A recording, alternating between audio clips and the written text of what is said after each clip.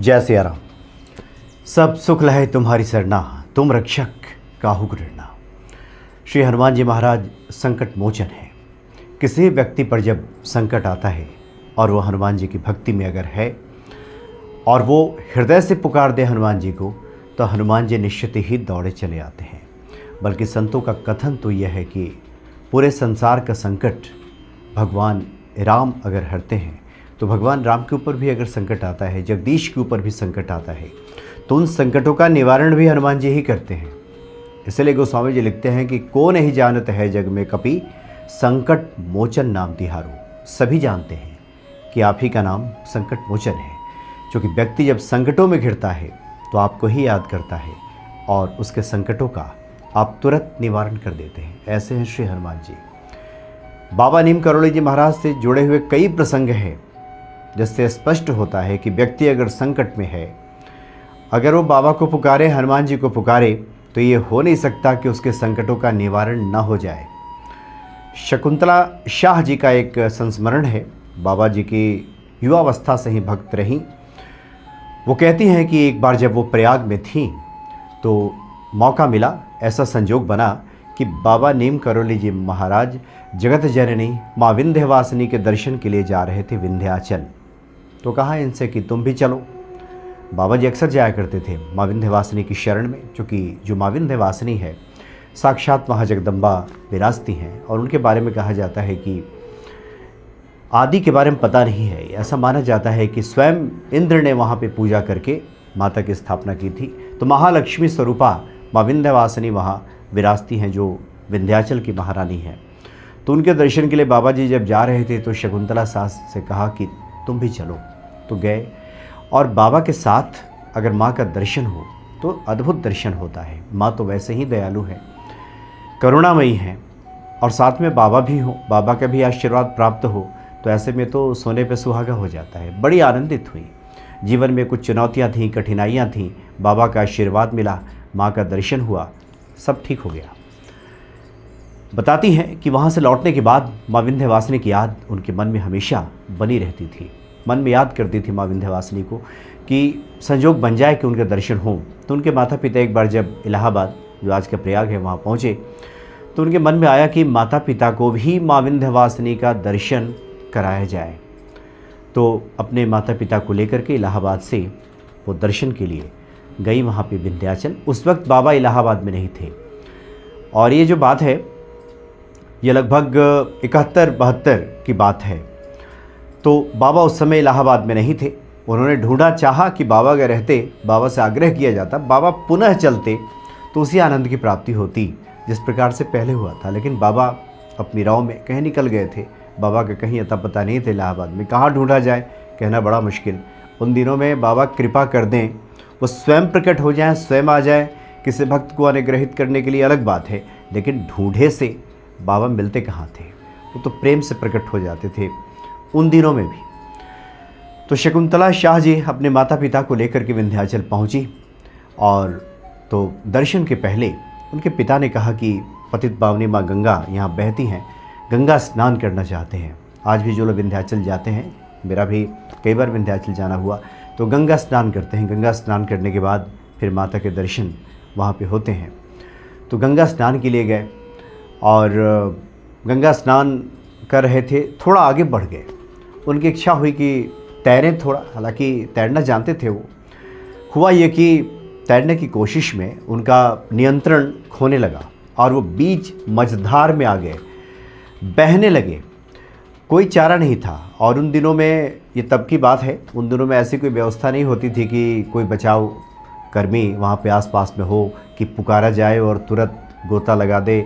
अब तो आसपास वहाँ पे आप जाएंगे तो बोटिंग की व्यवस्था रहती है, कुछ जिस प्रकार के सुरक्षा प्रहरी रहते हैं कि गलती से अगर कोई फिसल गया, कोई बह गया, तो उसको बचाया जा सके। लेकिन उन दिनों में ऐसी कोई व्यवस्था नहीं थी। असहाय हो गई शकुंतला शाह जी। उनके पिताजी बिल्कुल डूबने लगे थे, ओझल होने लगे थे उस मझधार में गंगा जी के। अब क्या करती वो संकट की घड़ी में, जिसकी याद होठों पे आ जाती है, बरबस अचानक अगर याद आ जाए, जिसकी भी याद आती है, समझिए कि उसी के प्रति आपकी भक्ति है, उसी के प्रति आपका स्नेह है, लगाव है, और आपको लगता है कि वही बचाएगा आपको। तो शकुंतला शाह जी को बाबा पे बहुत भरोसा था। माँ विंध्यवासिनी के दरबार में थी, लेकिन वहाँ भी इस संकट की घड़ी में, जहाँ पे बेसुध व्यक्ति हो जाता है, उसे होशो हवास नहीं रहता कि वो क्या करे इस संकट की घड़ी में, अचानक उनके मुख से निकल गया बाबा जी।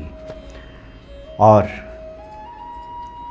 वो बताती हैं कि बड़े आश्चर्य की बात कि एक व्यक्ति न जाने कहाँ से आया और सीधे वो गंगा जी में छलांग लगा दिया, और उसके बाद फिर तैरता हुआ गया और उनके पिता का हाथ पकड़ करके और फिर बाहर लेकर के आया। बाहर आए, वो बहुत बेसुध हो चले थे, उनको उनकी सेवा की गई, कुछ इलाज किया गया जितना संभव था कि वो ठीक हो जाएं, तो वो ठीक हो गए, सांस लेने लगे, स्वस्थ हो गए, उठ बैठे। तब तक शकुंतला शाह जी ने कहा कि वो व्यक्ति कौन था जिसने ये बचाया था, उसको धन्यवाद दिया जाए, वो कहाँ से आया, कौन व्यक्ति है, कौन इस संकट की घड़ी में आया। लेकिन वो व्यक्ति दिखाई नहीं दिया। वो बताती हैं कि उसके कुछ महीनों के बाद बाबा जी से जब भेंट हुई तो उन्होंने बाबा जी से पूरा प्रसंग सुनाया। बाबा नीम करोली जी महाराज से कहा कि महाराज ऐसी स्थिति हो गई थी, न जाने कहाँ से एक व्यक्ति आ गया और वो बचाया और बचा करके चला गया। अब मैं समझ नहीं पाई कि वो कौन व्यक्ति था। तो बाबा ने मुस्कुराते हुए कहा कि तुमने पुकारा किसको था, और बाबा फिर मौन हो गए। तो शकुंतला शाह जी कहती हैं कि बाबा ने बता दिया था कि वो स्वयं आ गए थे बचाने के लिए, क्योंकि बाबा ने कहा कि तुमने पुकारा किसको था। तो भक्त के हृदय में अगर भक्ति है, विश्वास अगर पक्का है, तो ये ना समझे कि ईश्वर कहीं दूर विराजते हैं, इधर उधर हैं, पता नहीं उन तक आवाज़ पहुंचती है कि नहीं पहुंचती है। बल्कि हनुमान जी के बारे में तो गोस्वामी जी स्वयं सुंदरकांड में लिखते हैं कि तरु पल्लव मह रहा लुकाई। जब सीता जी पर संकट आया था तो हनुमान जी वहीं तरु पल्लव में, वृक्ष की ओट में, जहाँ अशोक वृक्ष पे बैठे हुए थे, पत्तों के मध्य छिप कर के बैठे थे। तो संकट आने से पहले संकट मोचन उपस्थित हो जाते हैं। संकट तो बाद में आता है, संकट मोचन पहले ही आ जाते हैं। रावण रूपी जब संकट आया था सीता जी के सामने, संकट मोचन पहले आ गए थे। हनुमान जी पहले से विराजमान थे वहाँ पे, और रावण तो बाद में आया, इसलिए संकट मोचन संकट आने से पहले पहुँच जाते हैं। और ये भी प्रसंग आता है कि जब रावण तरह तरह से त्रास दे रहा था माता सीता को, तो हनुमान जी मन ही मन कह रहे थे कि अगर इसने तलवार उठा लिया, इसने अगर किसी प्रकार के प्रहार करने की कोशिश की, तब तो वो ऊपर जो पेड़ पे बैठे हुए हैं, बैठे तो रह नहीं पाएंगे, वहाँ से उतरेंगे, फिर रावण का यही आज वध हो जाएगा, रावण का संहार हो जाएगा। तो ये जो पूरी रामलीला है उसका समापन यही हो जाएगा। इसलिए वो प्रार्थना कर रहे थे कि प्रभु अब यहाँ आप बचाइए, नहीं तो फिर आज ही रावण का अंत होगा। तो इस तरह के संतों का भाव है कि राम की कृपा से ये सब संभव होता है। हनुमान जी बार बार इसलिए कहते हैं कि ये सब तव प्रताप रघुराई, ये सब आपका ही प्रताप है। तो वहाँ पे रावण के मन में बातें आई, उसने मंदोदरी के हृदय परिवर्तन हुआ, उसने रावण को रोका और रावण ने 1 महीने का समय दिया और वहाँ से फिर लौट गया। तो ऐसे हैं हनुमान जी परम दयालु कि अगर भक्त उनको अगर पुकारें संकट की स्थिति में, हृदय में अगर वो विराजमान है, होठों पे उनका नाम आ जाए, तो निश्चित ही किसी न किसी रूप में आकर के हनुमान जी अपने भक्तों का संकट दूर कर देते हैं। इसमें कहीं कोई संदेह नहीं है। कई ऐसे प्रसंग हैं जो बाबा जी महाराज के साथ जुड़े हुए हैं। हनुमान जी महाराज के भक्तों के साथ इस तरह के नित्य चमत्कार घटित होते रहते हैं, नित्य चमत्कार घटित होते हैं। कुछ बातें सामने आती हैं, कुछ नहीं आती। आज भी बाबा जी के बहुत से ऐसे भक्त हैं जो उनसे मिलिए तो इस तरह से चमत्कृत कर देने वाली घटनाओं की चर्चा करते हैं, जिक्र करते हैं। तो बड़े अद्भुत हैं बाबा नीम करोली जी महाराज। जय सिया राम।